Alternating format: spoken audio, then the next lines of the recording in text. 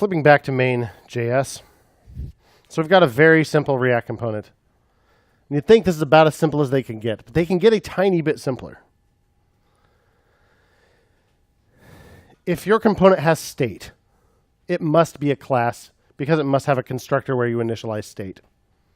Also, there are certain other things you get by inheriting from React component. Things called lifecycle functions. They're functions that run at different points in the life of the component. In other words, like right before it renders, right after it renders, stuff like that. And we'll get into more of those when we actually need them. But if you need those, it also must be a class. But we said, really, you can kind of think of your components like functions, and the props are really just arguments to the function. Well, sometimes that's very literally what they are. If you don't need state, and you don't need those lifecycle functions, if all you need is render, then you can actually just make the thing a function instead of making it a class. They're called stateless functional components. They're stateless, obviously, and they're functional because they're just pure functions. So we could make main one of those. And here's what that looks like. I am now going to get in the habit of using arrow functions for absolutely everything. I'm never going to write the word function again.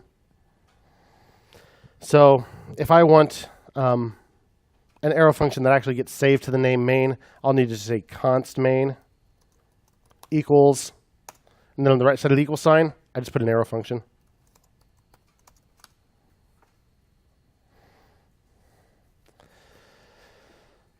So if this is a React component, I said we must have a render method now, right? But this is just a function. It's not an object with methods. So this is the render function. Now your entire component is just the render function, so I just need to return. So I will just return a div, the class name of capital M main. And I'll just put main in here, like that. If you wanted, you could go ahead and make it a multi-liner because we know sooner or later it's going to be. But now it's just a function that returns some JSX. Perfectly valid React component called a functional stateless component. Or excuse me, a stateless functional component. And I'll just go ahead and do the new lines here.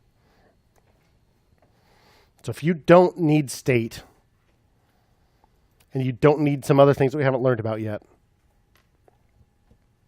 you just make your components this way. And there are advantages to doing so, one of which is simply performance.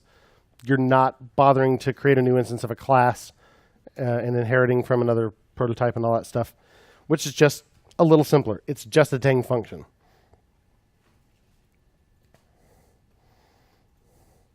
If it worked, I've saved. I should say main. I think I had an exclamation point there the first time. Now I don't. So it definitely worked. Cool.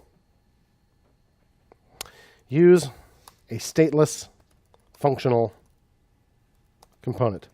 There will be some links on the website when it's published for today, and then today's notes.